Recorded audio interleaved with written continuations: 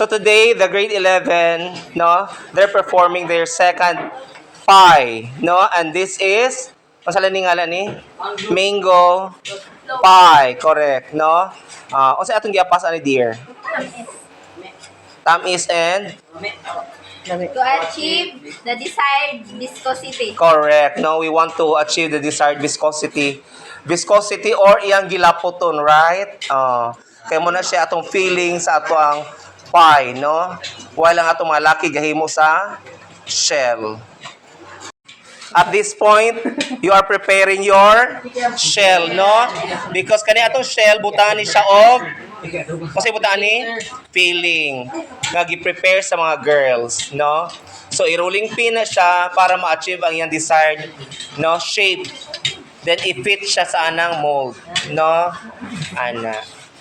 Okay, this group is also preparing their shell, no? Natay gagmayng shell, then maghimo po taog dako diri nga shell, no, dakong pie. So duha ta ka pie, no, gamay and dako. So imo na siya i-shape ni sa no nga perfect circle na siya dapat. Kanang pakpak man isi ka kilid. No, dapat perfect circle yung sides. So gaklase pa man akong estudyante no nga grade 11 nga ga-bake diri dito sa laing subjects, no?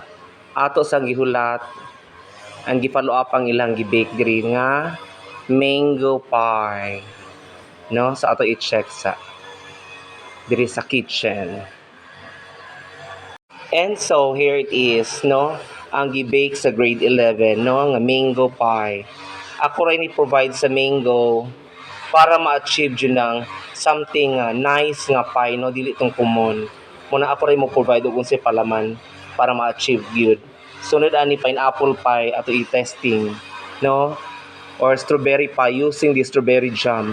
Kung palit sa ta sa department store, no? Para ma-achieve ra gyud sa mga bata ang ipa-bake nato nga pie kana.